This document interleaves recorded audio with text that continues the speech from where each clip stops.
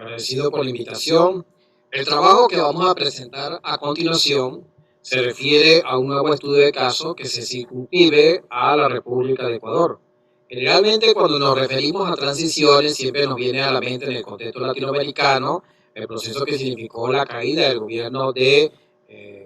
Salvador Allende, la transición entre el gobierno de Pinochet hacia Patricio Aylwin, en el caso por concreto de Chile, y probablemente las transiciones que ya han sido mencionadas, que nos han antecedido.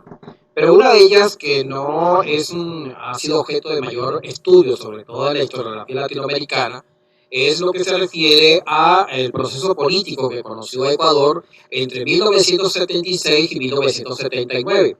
Nosotros escogimos el tema de Ecuador por cuanto corresponde, de acuerdo con los preceptos teóricos esbozados por un conocido politólogo de una vasta obra bibliográfica como pues, Samuel Huntington, quien señala en una de sus obras, en la tercera ola, ubica en el contexto latinoamericano a la República de Ecuador como la primera experiencia de quiebre político que se va a dar en América Latina en la década de los 70, que es lo que va a corresponder a lo que él denomina las olas de democratización que se va a dar en el mundo occidental, sobre todo a partir de 1945, cuando se va a situar el fin de la Segunda Guerra Mundial. Él ubica precisamente tres momentos en ese proceso político. El primero va a corresponder a la época del inicio de la independencia de los Estados Unidos, la Revolución Francesa hacia finales del siglo 18, en la segunda ola, como él lo denomina, justamente con el fin de la Segunda Guerra Mundial, y la tercera ola, que él la circunscribe en el plano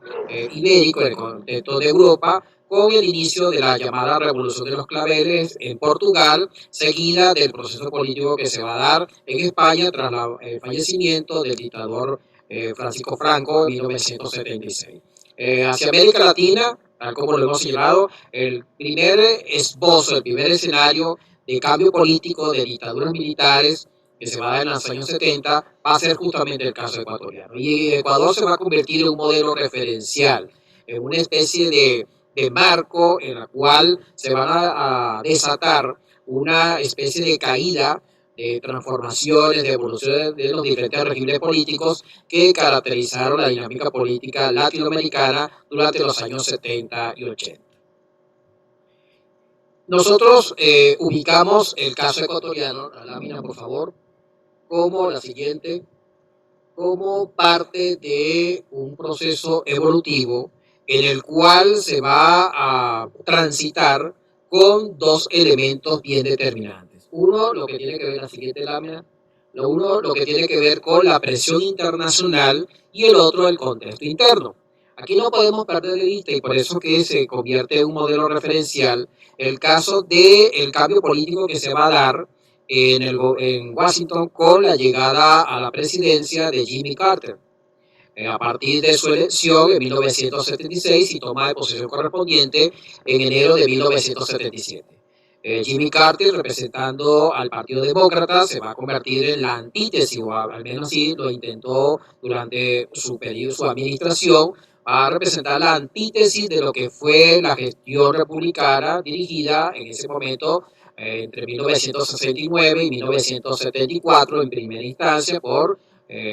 Richard Nixon y luego por su sucesor, el presidente Ford, hasta 1977. Pero el denominador común en cuanto a la articulación de las políticas internacionales que se llevó a cabo desde la Casa Blanca durante esos años 70, inicio del año 70, estuvo la presencia, sin duda influyente, del académico y politólogo Henry Kissinger como secretario de Estado. Entonces, en el caso concreto de lo que significó la llegada a la presidencia de Jimmy Carter, es que él va a procurar convertir la política exterior de su gestión como una especie de defensora de los derechos humanos en el mundo, particularmente en América Latina, como una forma de estrechar las relaciones y al mismo tiempo limpiar el rostro a la imagen negativa que para aquel entonces tenían los Estados Unidos del mundo y particularmente en América Latina por la participación en aquel momento presunta, ya hoy en el tiempo ha sido verificado en los diferentes archivos y diferentes testimonios que han sido publicados, la participación que sin duda tuvo el gobierno de Estados Unidos, tal como lo comentaron quienes nos antecedieron, diferentes acciones políticas, tanto en República Dominicana, Argentina y particularmente en Chile en 1972. Sin embargo, en aquel entonces no estaba confirmado, era parte de un discurso realizado en la Aurora por la izquierda en aquel momento, pero Jimmy Carter se propuso marcar una especie de parteaguas y él escogió a el gobierno militar que en ese momento ejercía el poder político en Ecuador para hacer una especie de ensayo. ¿Un ensayo de qué tipo? Un ensayo que transitara hacia un proceso de liberalización política que permitiese el establecimiento de una democracia y al propio tiempo señalar el compromiso de Estados Unidos en cuanto a lo que significaba el respeto a los derechos humanos y a la promoción de sistemas de gobierno democráticos en el mundo y concretamente lo que tiene que ver con el ámbito suramericano. Entonces Ecuador se va a convertir en ese modelo referencial como lo hemos señalado. Entonces ahí está la presencia sin duda de Estados Unidos influyendo, marcando la pauta para establecer una especie de certificado de buena conducta. Cuando digo certificado de buena conducta no lo digo de manera literal. Desde el punto de vista que el entendimiento que hubo entre el régimen militar que asume la conducción del proceso de transición que se va a iniciar en 1976 en Ecuador, va a estrechar las relaciones con el gobierno de Carter a partir del año 77 en virtud de la obtención de una serie de prebendas, de beneficios, sobre todo de carácter económico, para la adquisición de financiamiento que tendiese a la modernización del instrumental militar que se encontraba en aquel momento, sobre la base de una hipótesis de guerra que entonces los militares ecuatorianos tenían en cuanto a la disputa territorial que tenían con el Perú por el territorio colindante en ambas naciones. Entonces, en ese proceso de mejora del equipo militar, el gobierno militar de aquel entonces, con la dictadura militar de Ecuador, consideró que una forma de obtener ese financiamiento y la venia del gobierno de Estados Unidos para la adquisición de esos equipos era procurar estrechar esas relaciones y en consecuencia transitar hacia la democracia. Eso sería desde la perspectiva externa, pero hay un contexto interno. El contexto interno, la siguiente por favor, va a estar representado en que ellos no iban a dejar el poder a simple vista solamente por la sola pretensión del gobierno de Estados Unidos de utilizarlo como modelo. Ellos estaban conscientes que se trataba de una fuerza muy importante desde el punto de vista mundial, pero ellos establecieron sus condiciones. Y una de sus condiciones fue asumir un poder de veto a un liderazgo que se presumía que era el que iba a reemplazar a este gobierno militar. Cuando hablamos de veto militar es porque una de las razones que llevó al golpe de Estado que permite la instauración de un gobierno castrense entre 1972 inicialmente y luego una segunda configuración que se va a dar en 1976, va a ser justamente la presencia del personaje que vemos en pantalla. Se trata del líder guayaquileño de origen libanés, Assa Bucarán, que por cierto, él es eh, familiar, digamos así, el ascendente de lo que años después sería un presidente ecuatoriano muy peculiar él, llamado Abdalá Bucarán. Bueno, resulta que la primera aspiración de la familia Bucarán de acceder al poder político en Ecuador se va a dar de la mano de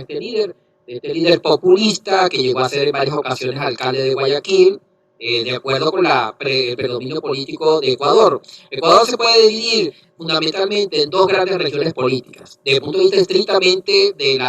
activismo político. Lo que tiene que ver con la región de la costa, que va a tener su epicentro en Guayaquil, y la región de lo que ellos llaman la serranía, que tiene su sede en la capital, en este caso Quito. Bueno, entonces, el representante por excelencia de los intereses económicos y políticos de la costa, es decir, de Guayaquil, lo va a ser justamente el entonces alcalde de la localidad, Assa Bucarán, y por supuesto, él aspiraba de manera natural a ocupar la presidencia.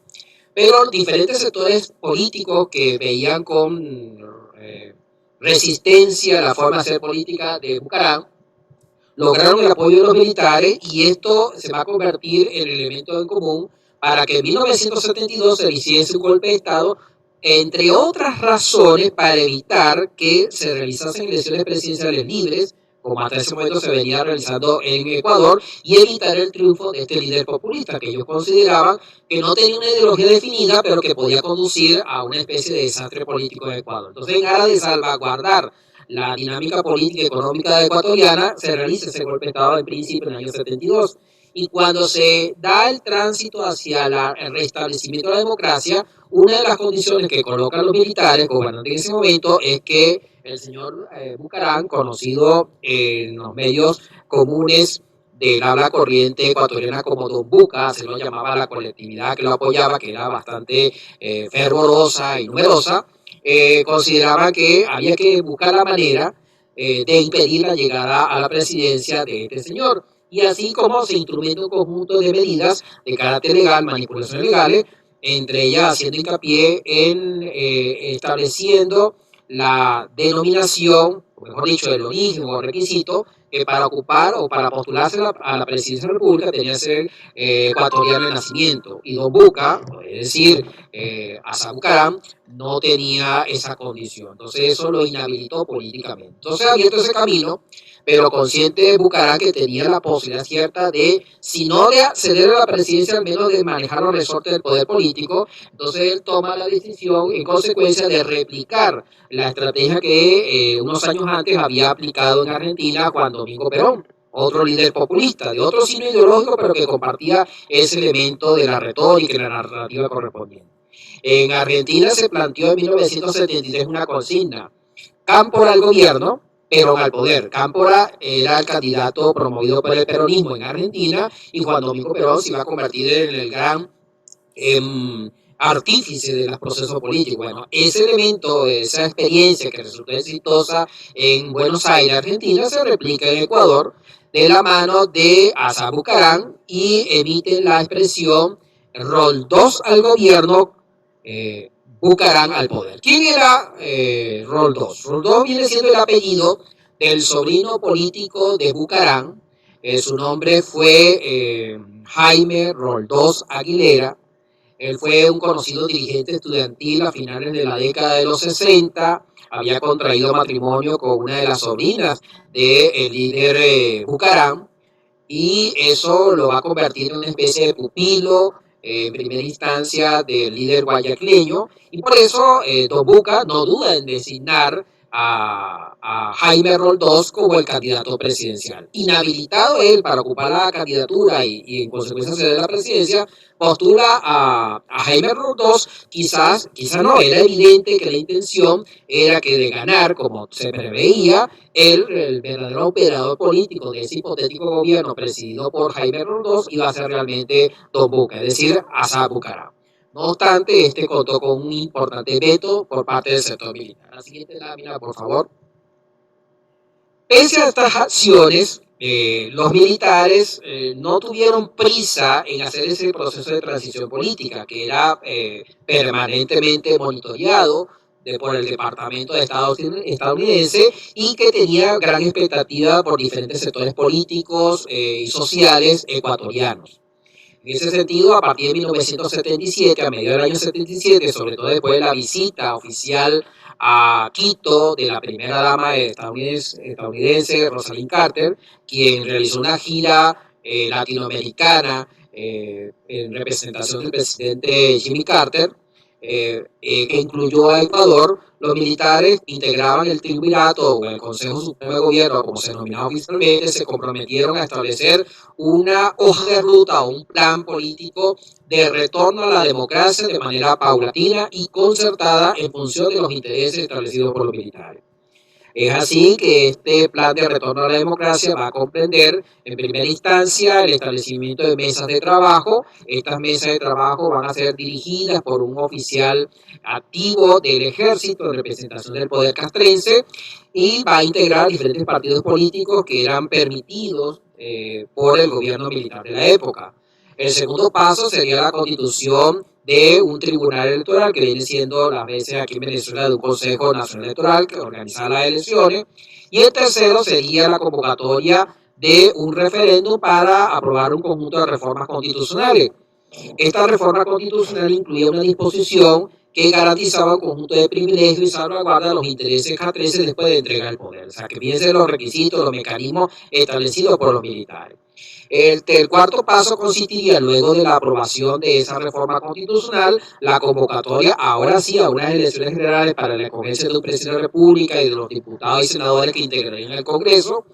donde el partido de Don Buca, es decir, repito, Asa Bucaram, se organiza, postula, hace una coalición política con Jaime Roldós a la cabeza y en una primera vuelta celebrada en abril de 1978, esta coalición, tal como se preveía, gana las elecciones, donde tuvo una importante participación Asa Bucaram como el gran operador detrás de la candidatura. No obstante, el gobierno militar desconoce esos resultados en principio y de acuerdo con la documentación que nosotros pudimos revisar del Departamento de Estado, que está desclasificada, el propio presidente Carter se vio la obligación de alguna manera enmendar la plana a los militares, hace una llamada telefónica al presidente de la Junta Militar y lo emplaza, por supuesto de manera diplomática, pero con todo lo que implica una llamada del presidente de Estados Unidos en ese momento, de la Casa Blanca,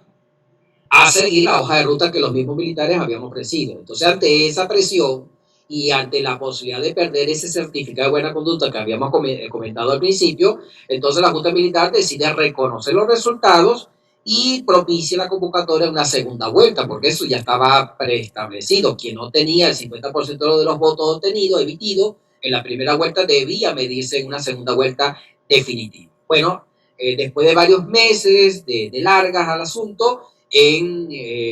al año siguiente, 1979, fíjense, casi un año después de la primera vuelta, es que se lleva a cabo la segunda vuelta entre los dos candidatos más votados, en este caso Jaime Roldós y el alcalde de Quito en ese momento, Sisto Durán Balén, que era un civil, pero que era el candidato de alguna manera promovido por la Junta Militar, y finalmente Roldós obtiene un rotundo triunfo electoral que va cercano al 60% de los votos emitidos. Reconocido este triunfo ya de manera irreversible, el 10 de agosto de 1979, que es conocido como la fecha fundacional de la democracia en Ecuador, toma posesión Jaime Roldós de la presidencia y con ello finaliza el gobierno militar. Debo decir, la siguiente lámina por favor, que esta entrega pacífica del poder no estuvo exenta de cálculos políticos, y con esto cerramos al señalar que los militares en aquel momento, una de las razones que los motivó, adicional a lo que ya señalé al principio, la presión internacional y la presión interna, es que los militares estaban al tanto de que estaba comenzando un proceso de crisis económica, de gran convulsión social que ya se estaba comenzando a aflorar en las calles de que las principales ciudades de Ecuador, y los militares, para evitar perder los fueros que habían logrado establecer el marco de la reforma constitucional del año 78, entonces dieron paso al gobierno civil para que de alguna manera, como lo señalábamos allí, entregarle al nuevo presidente civil, que se convirtió en un depositario de las esperanzas del pueblo ecuatoriano, una especie de bomba de tiempo que literalmente le estalla, porque en 1981 muere en un accidente aeronáutico que determinó una tragedia que hasta el día de hoy todavía no se sabe a ciencia cierta si fue realmente un accidente o fue un proyecto premeditado en alianza con algunos dictadores de la época, en el cual Jaime Roldós se convirtió en un crítico contundente desde la presidencia. Aún así, pese al fallecimiento de Jaime Roldós, la democracia ecuatoriana continuó su marcha, siempre tutelada por los militares. Cierro señalando lo siguiente: los militares establecieron sus condiciones, sí, y una de las condiciones que se impuso a quienes iban a iniciar ese proceso de transición hacia la democracia, hacia la consolidación de la democracia, es que el ministro de la Defensa tenía que ser un oficial activo, y adicional a esto se estableció que las áreas estratégicas de la economía nacional tenían que ser operadas por las Fuerzas Armadas ecuatorianas. Solo así, y por supuesto que no existiesen investigaciones contra los desmanes cometidos durante la dictadura entre 1972 y 1979, solo así es que los militares, en el caso de Ecuador, accedieron a entregar el poder político en ese momento. Muchas gracias.